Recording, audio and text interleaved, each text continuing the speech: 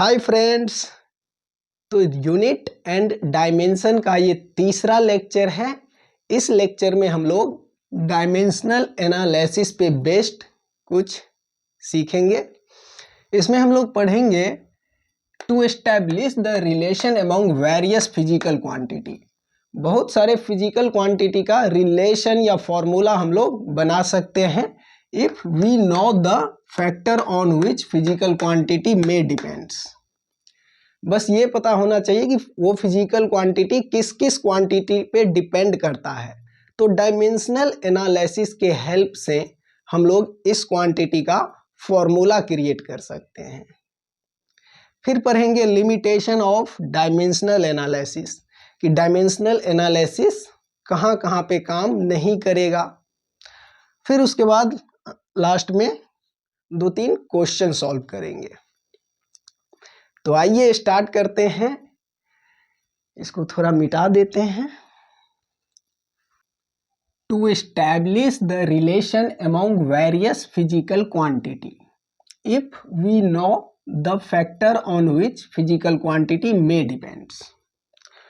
तो डायमेंशन के हेल्प से हम लोग बहुत सारे फिजिकल क्वांटिटी का रिलेशन या फॉर्मूला बना सकते हैं, क्रिएट कर सकते हैं, अगर ये पता हो कि ये फिजिकल क्वांटिटी किस किस क्वांटिटी पे डिपेंड करता है।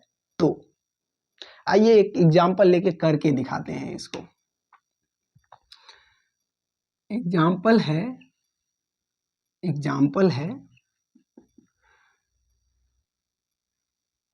कि ये कोई भी फ्लूइड मीडियम है। इस फ्लूइड मीडियम में एक बॉल v वेलोसिटी से नीचे की तरफ गिर रहा है और इस बॉल का रेडियस r है और जिस फ्लूइड मीडियम में गिर रहा है उस फ्लूइड मीडियम का कोफिशिएंट ऑफ विस्कोसिटी n है। तो इस बॉल पे ये मीडियम मोशन के वजह से मोशन के अपोजिट डायरेक्शन में एक फोर्स लगाएगा जिसको रेसिस्टेंस फोर्स बोलेंगे, मीडियम रेसिस्टेंस Fr।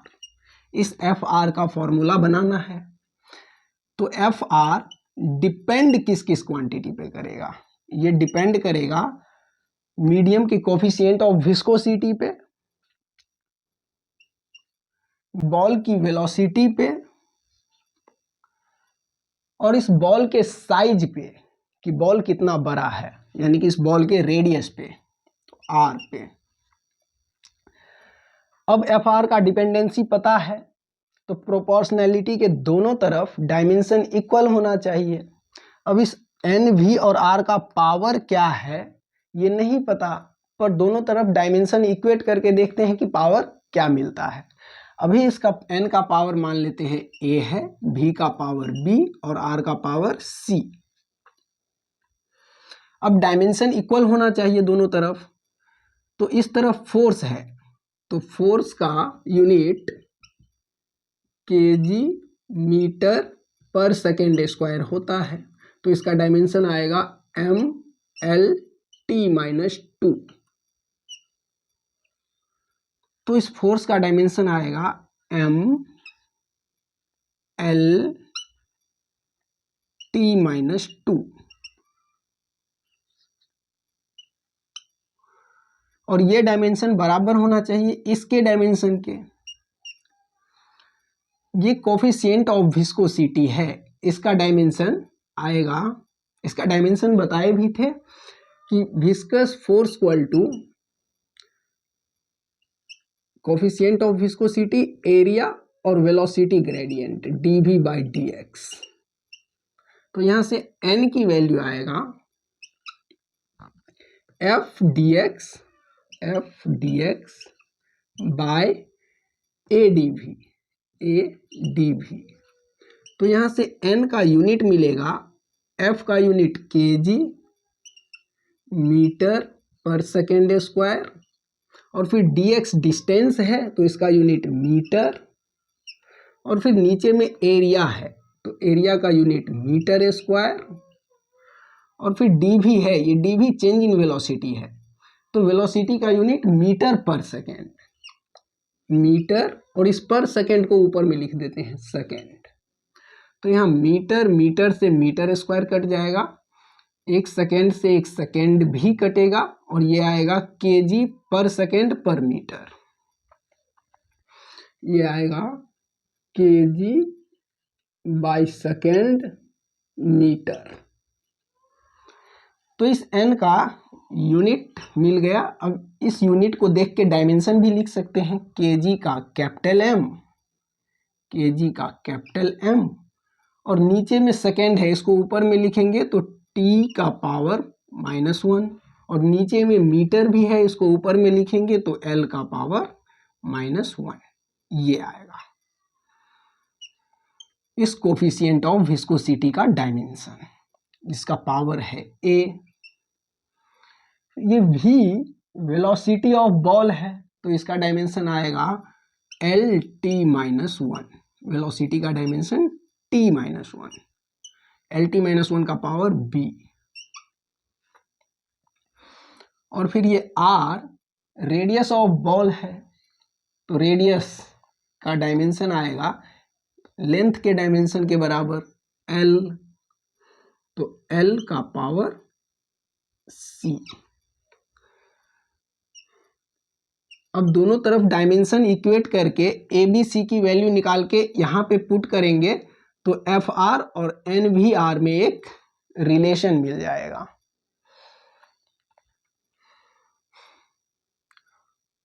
तो इस तरफ है m का पावर 1, l का पावर 1 और t का पावर -2 और इस तरफ आएगा m का पावर a, तो a, फिर l का power -a plus b plus c, l का power -a plus b plus c। इसको मिटा देते हैं।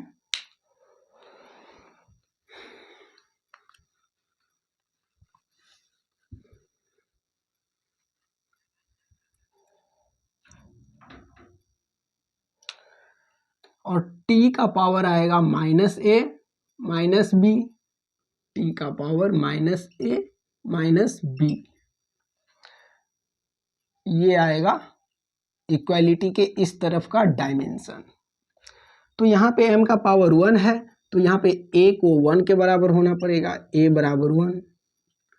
पावर इक्वेट कर रहे हैं क्योंकि दोनों तरफ डायमेंशन इक्वल होना चाहिए। तो इस तरफ m का पावर 1 है तो इस तरफ भी m का पावर 1 होना चाहिए, यानी कि a बराबर 1 होना चाहिए। इस तरफ l का पावर 1 है और इस तरफ l का power -a plus b plus c है, जिसको 1 के बराबर होना पड़ेगा। तो -a plus b plus c बराबर 1 और यहाँ पे t का पावर है -a माइनस b, -a-b, इसको बराबर होना पड़ेगा t के पावर -2 के, -2।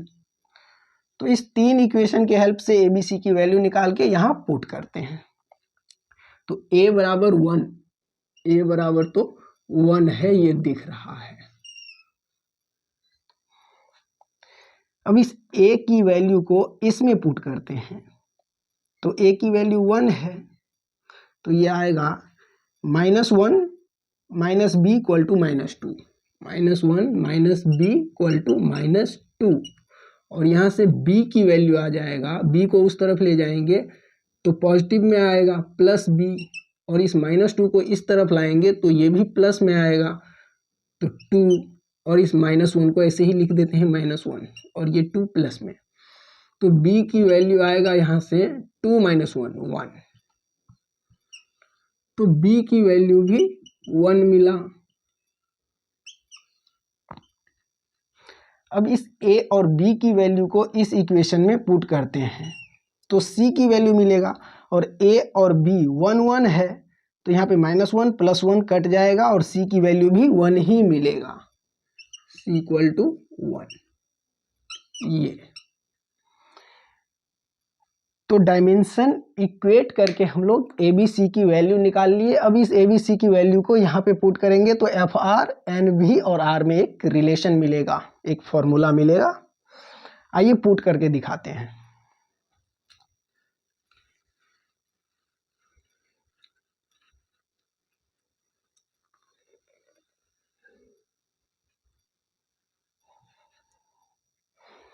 ये आएगा एफ आर प्रोपोर्शनल एन भी आर और ए बी सी की वैल्यू 111 है। प्रोपोर्शनलिटी साइन को हटाने के लिए एक कांस्टेंट आएगा, तो एक्सपेरिमेंटली उस कांस्टेंट की वैल्यू 6 पाई आता है। तो ये आएगा F R equal to proportional हटाएंगे तो 6 पाई, ये कांस्टेंट वैल्यू है, एक्सपेरिमेंटली चेक किया गया है, तो ये 6 पाई आता है। एन आर भी ये। तो किसी भी बॉल पे अगर कोई भी बॉल किसी मीडियम में मोशन में है तो मोशन के अपोजिट में मीडियम के वजह से लगने वाला फोर्स 6 पाई एन आर भी ये आएगा। ये n उस मीडियम का कोफिशिएंट ऑफ विस्कोसिटी है और ये r मूविंग बॉल का रेडियस है और ये v मूविंग बॉल की वेलोसिटी है। तो डायमेंशन के हेल्प से हम लोग किसी भी फिजिकल क्वांटिटी का रिलेशन बना सकते हैं, बस इतना पता होना चाहिए कि ये फिजिकल क्वांटिटी और किस किस क्वांटिटी पे डिपेंड कर रहा है। तो क्वेश्चन कोई भी हो, प्रोसेस यही रहेगा। आइए अब आगे बढ़ते हैं, इसमें लिमिट ऑफ डायमेंशन पढ़ लेते हैं। तो आइए अब देखते हैं लिमिटेशन ऑफ डायमेंशनल एनालिसिस कि कहाँ कहाँ डायमेंशनली एनालाइज्ड नहीं किया जा सकता है। तो पहला पॉइंट है कि no information about dimensionless constant. अगर किसी इक्वेशन में ऐसा है कि y equal to 2x square plus 1/5x, तो यहाँ पर ये 2 डायमेंशनलेस कांस्टेंट है, 1/5 डायमेंशनलेस कांस्टेंट है। तो इस डायमेंशनलेस कांस्टेंट के बारे में डायमेंशनल एनालिसिस कुछ भी नहीं बताएगा। दूसरा पॉइंट है द इक्वेशन कंटेनिंग लॉगरिथमिक या trigonometrical and exponential terms can not B analysed. अगर किसी इक्वेशन में लॉगरिथमिक या ट्रिगोनोमेट्रिकल या फिर एक्सपोनेंशियल e⁻x वाला ऐसा कोई टर्म है तो वहाँ भी हम लोग उस इक्वेशन को भी डायमेंशनली एनालाइज नहीं कर सकते हैं। जैसे अगर कहीं पे कोई इक्वेशन है y equal to 2 sin x plus e⁻x, तो sin x का डायमेंशन नहीं पता, e⁻x के डायमेंशन के बारे में ये डायमेंशनल एनालिसिस कुछ भी नहीं बताएगा, तो इसको हम डायमेंशनली एनालाइज नहीं कर सकते हैं इस इक्वेशन को। तीसरा पॉइंट ऊपर लिख दिए हैं, नीचे में स्पेस नहीं था। If a quantity depends on more than 3 factor then relation among them can not be established because we can have only 3 equation by using the power of m, l and t। इसको समझिए ठीक से। मान लीजिए कि अगर कोई quantity है q और ये डिपेंड कर गया 4 क्वांटिटी पे, मोर देन 3 क्वांटिटी पे, मोर देन 3 फैक्टर पे डिपेंड कर गया, a, b, c और d पे, तो इसका डायमेंशन लिखेंगे। अगर डायमेंशनल एनालिसिस इसमें लगाएं तो दोनों तरफ डायमेंशन इक्वेट करेंगे, तो इसका डायमेंशन m, l और t के फॉर्म में आएगा, m, l और t के फॉर्म में आएगा। इसका पावर भी कुछ होगा, ये जो ये क्वांटिटी होगा उस पर डिपेंड करेगा ये m, l, t का पावर। लेकिन प्रोपोर्शनैलिटी के इस तरफ आइए तो a का पावर a ले लेते हैं, b का पावर b, c का पावर c और d का पावर d, स्मॉल d। यहाँ पर इसका डायमेंशन लिखेंगे, फिर इसका डायमेंशन लिखेंगे, फिर इसका लिखेंगे, फिर इसका लिखेंगे, तो m, l और t के फॉर्म में तो आएगा। इसका पावर आएगा ए बी सी डी में से कुछ आएगा, इसका पावर भी कुछ आएगा, इसका पावर भी कुछ आएगा। और यहाँ पर एम एल और टी के पावर को दोनों तरफ इक्वल करेंगे और फिर ए बी सी और डी की वैल्यू निकालेंगे और यहाँ पुट करेंगे तो इस क्वांटिटी में और ए बी सी डी में एक रिलेशन मिलेगा। लेकिन यहाँ पावर इक्वेट करेंगे तो m का पावर इक्वेट करेंगे तो एक इक्वेशन मिलेगा, l का पावर इक्वेट करेंगे तो दूसरा इक्वेशन मिलेगा और t का पावर इक्वेट करेंगे तो तीसरा इक्वेशन मिलेगा। तो m l और t के पावर इक्वेट करने से 3 इक्वेशन मिल रहा है और वेरिएबल कितना हो गया, a b c और d, वेरिएबल 4 हो गया। तो 3 इक्वेशन के हेल्प से 4 वेरिएबल नहीं निकलेगा,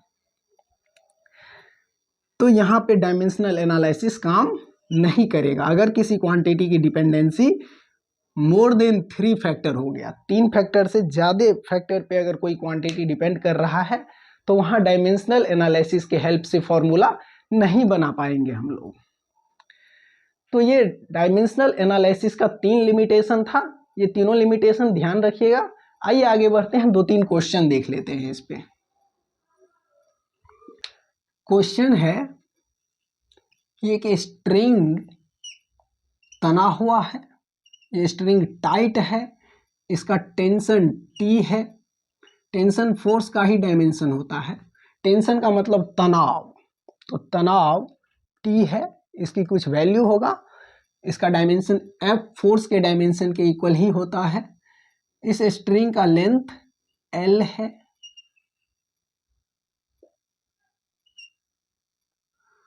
और इस स्ट्रिंग का लीनियर मास डेंसिटी dm/dx की वैल्यू कुछ है, म्यू मान लेते हैं। तो इस स्ट्रिंग को अगर कहीं पे फ्लक्चुएट करें, ऐसे पकड़ के अगर खींच के तब छोड़ दें तो ये वाइब्रेट करेगा, तो इस वाइब्रेशन का फ्रीक्वेंसी क्या होगा। तो यहाँ पे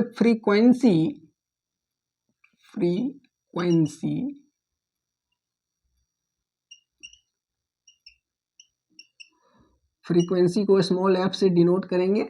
यहाँ पे फ्रीक्वेंसी डिपेंड करेगा कि इस स्ट्रिंग में टेंशन कितना है, इस स्ट्रिंग का लेंथ कितना है और इस स्ट्रिंग के नेचर पे भी कि स्ट्रिंग का मास पर यूनिट लेंथ क्या है, लीनियर मास डेंसिटी क्या है, उस म्यू पे भी डिपेंड करेगा। तो इस फ्रीक्वेंसी का डिपेंडेंसी पता है तो डायमेंशन एनालिसिस के हेल्प से हम लोग इस फ्रीक्वेंसी T, L और म्यू में एक रिलेशन क्रिएट कर सकते हैं, दोनों तरफ डायमेंशन इक्वेट करके। तो आइए देखते हैं, फ्रीक्वेंसी का मतलब होता है 1/टाइम पीरियड, तो फ्रीक्वेंसी का यूनिट आएगा 1/सेकेंड और सेकेंड को ऊपर लिखेंगे तो इसका डायमेंशन आएगा T का पावर -1। तो फ्रीक्वेंसी का डायमेंशन T का पावर -1। तो इस तरफ फ्रीक्वेंसी का डायमेंशन लिखेंगे तो ये आएगा m का पावर 0, मास है नहीं, l का पावर भी 0, लेंथ भी नहीं है, और t का पावर -1, ये आएगा फ्रीक्वेंसी का डायमेंशन। और ये डायमेंशन इक्वल होना चाहिए इस तरफ के डायमेंशन के। तो इस तरफ टेंशन है, लेंथ है और लीनियर मास डेंसिटी है, मास पर यूनिट लेंथ। इसका पावर मान लेते हैं a है, l का पावर b है और म्यू का पावर c है। तो यहाँ पे टेंशन फोर्स का डायमेंशन बता रहा है, तो टेंशन का डायमेंशन आएगा फोर्स के डायमेंशन के इक्वल, और फोर्स का डायमेंशन होता है, अभी अभी देखे थे हम लोग, m/l/t-2। तो टेंशन की जगह पे आएगा m/l/t-2 और इसका पावर a है। और फिर ये लेंथ है तो लेंथ का डायमेंशन कैपिटल L, इसका पावर b है, और म्यू है मास पर यूनिट लेंथ, तो इसका डायमेंशन यूनिट आएगा मास पर यूनिट लेंथ का यूनिट आएगा kg/मीटर, इसका यूनिट आएगा kg/मीटर। तो इसका डायमेंशन आएगा कैपिटल एम और मीटर नीचे में है, ऊपर लिखेंगे तो एल का पावर -1, ये आएगा इसका डायमेंशन। तो म्यू का डायमेंशन आएगा एम एल -1 और इसका पावर है सी।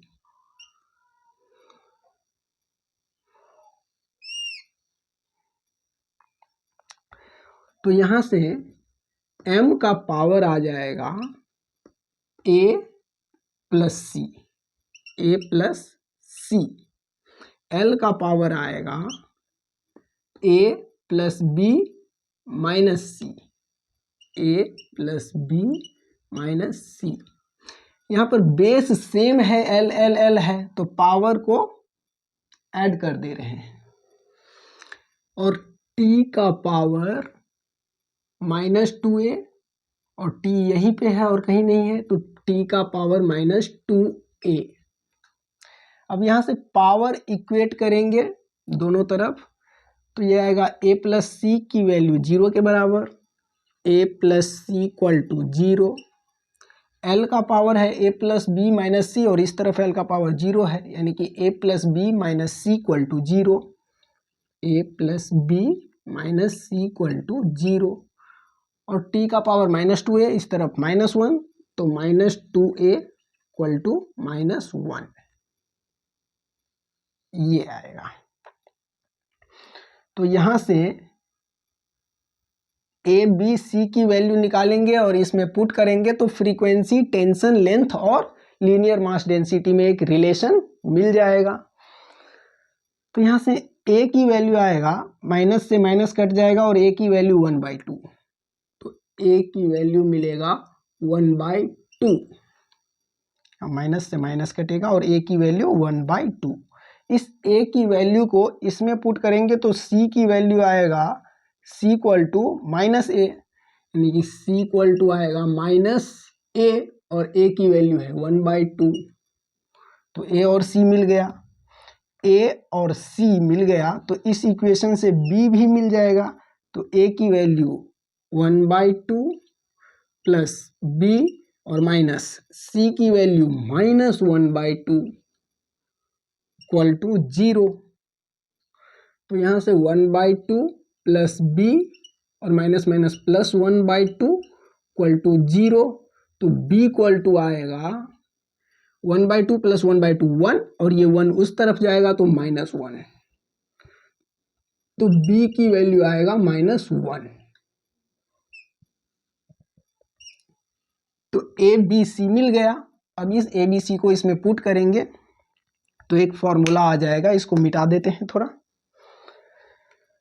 तो यहां से आएगा फ्रीक्वेंसी प्रोपोर्शनल टू टी का पावर ए, टेंशन का पावर ए यानी कि 1/2, एल का पावर बी और एल बी की वैल्यू है -1, तो एल का पावर -1 और म्यू का पावर सी और सी का वैल्यू है -1/2, तो -1/2।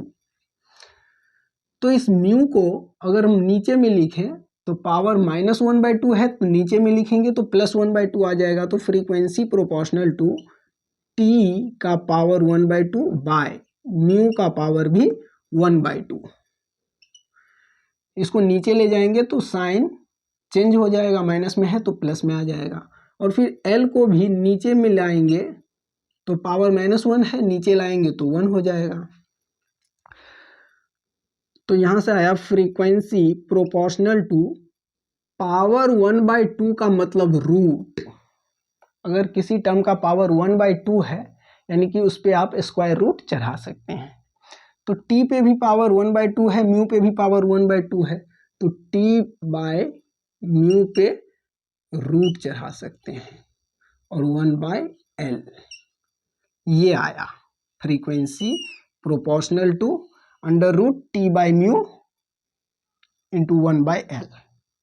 प्रोपोर्शनैलिटी साइन को हटाने के लिए यहाँ इक्वलिटी साइन लाएंगे। प्रोपोर्शनैलिटी साइन को हटाने के लिए एक कांस्टेंट चूज करना पड़ेगा और वो कांस्टेंट एक्सपेरिमेंटली 1/2 आता है। तो यहाँ से फ्रीक्वेंसी इक्वल टू आ जाएगा, प्रोपोर्शनैलिटी हटेगा तो एक कांस्टेंट आएगा 1/2 और ये लेंथ और फिर under root T by mu. ये आया फ्रीक्वेंसी का फॉर्मूला। तो फ्रीक्वेंसी का डिपेंडेंसी पता था कि किस किस चीज़ पे डिपेंड कर रहा है इस स्ट्रिंग का फ्रीक्वेंसी, तो हम फ्रीक्वेंसी का रिलेशन एस्टेब्लिश कर लिए डायमेंशन एनालिसिस के हेल्प से। आइए अब एक क्वेश्चन और देखते हैं, इसको ठीक से देखिए, समझिए और छापिए।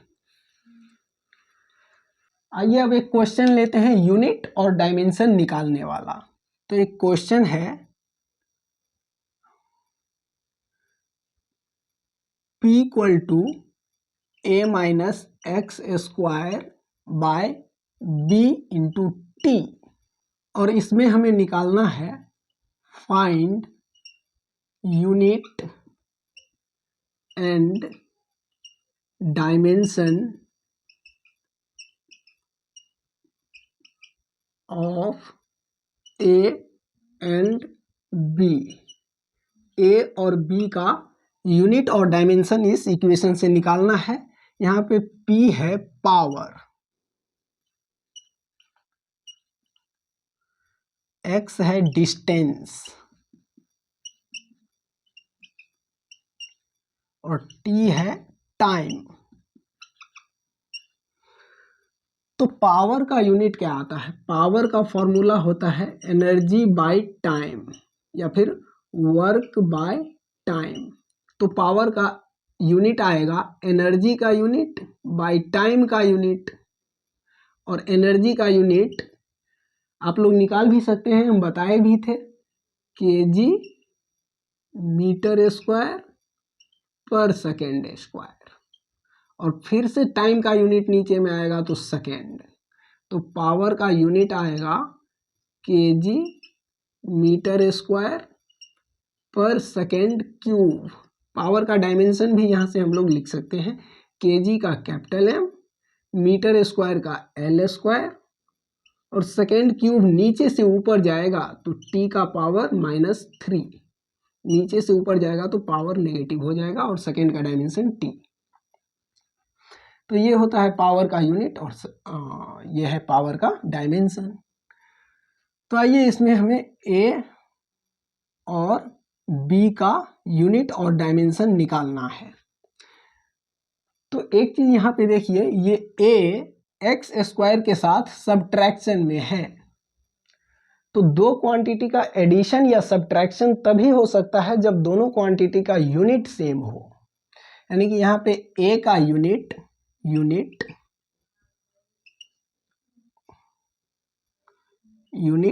ऑफ ए बराबर होगा यूनिट ऑफ एक्स स्क्वायर के, और एक्स है यहाँ पे डिस्टेंस, तो एक्स स्क्वायर का यूनिट आएगा मीटर स्क्वायर, तो ए का यूनिट भी होगा मीटर स्क्वायर, और इसका डायमेंशन आएगा मीटर स्क्वायर है तो एल का पावर 2, ये आएगा ए का डायमेंशन। तो ए का यूनिट और डायमेंशन सीधे दिख रहा है, सब्ट्रैक्शन में है। और बी का यूनिट डायमेंशन अब निकालेंगे।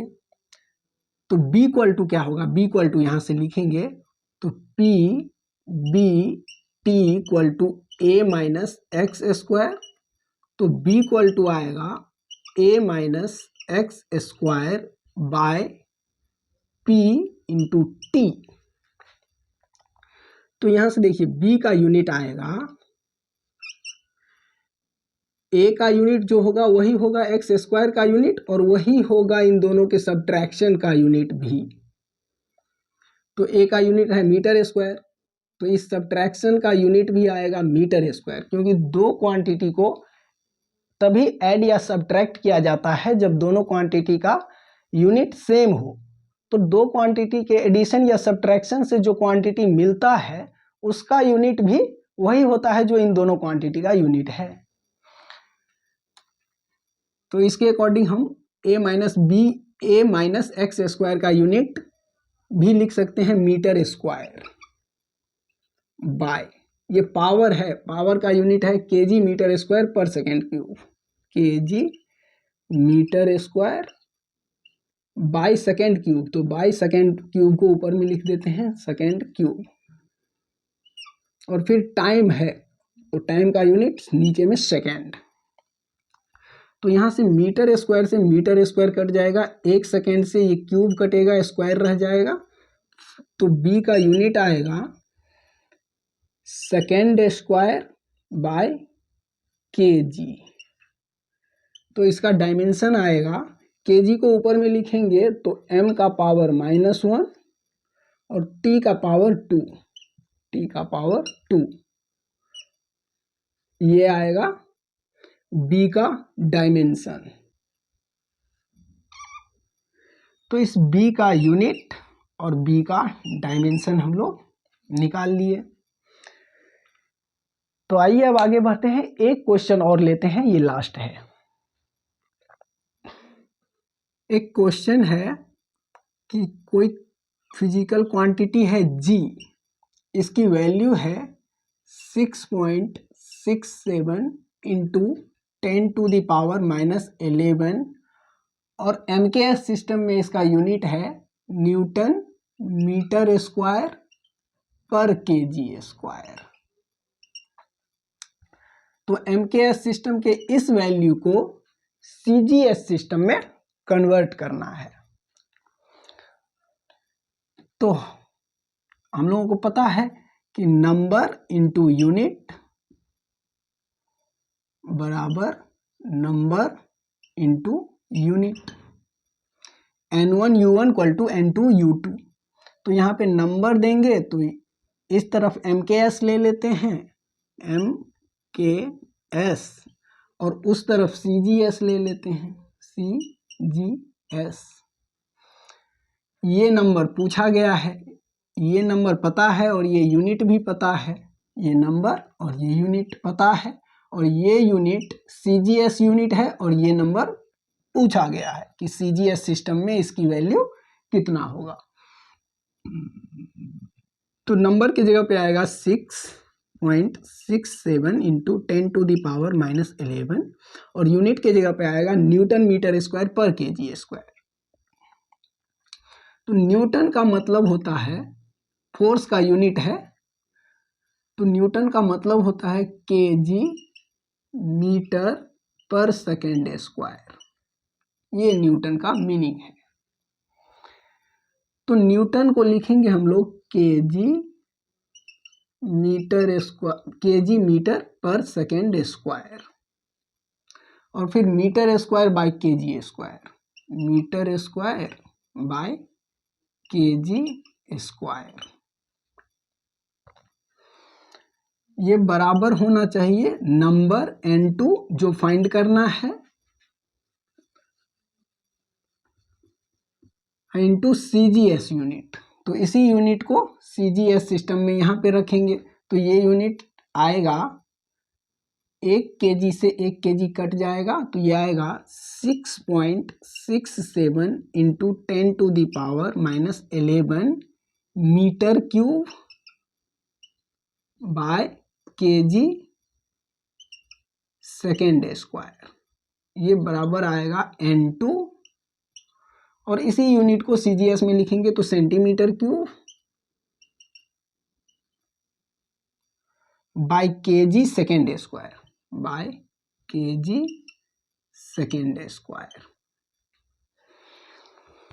अब देखिए 6.67 इंटू 10⁻⁻11 और मीटर को सेंटीमीटर में कन्वर्ट करेंगे यहाँ पे, तो 1 मीटर इक्वल टू 100 सेंटीमीटर। तो मीटर को सेंटीमीटर में कन्वर्ट करेंगे तो ये आएगा 100 सेंटीमीटर, और क्यूब है तो इसका क्यूब, बाय किलोग्राम को ग्राम में कन्वर्ट करेंगे तो ये आएगा 1000 ग्राम, क्योंकि 1 किलोग्राम इक्वल टू 1000 ग्राम, और फिर सेकेंड स्क्वायर, ये बराबर आएगा N2 सेंटीमीटर क्यूब पर केजी सेकेंड स्क्वायर।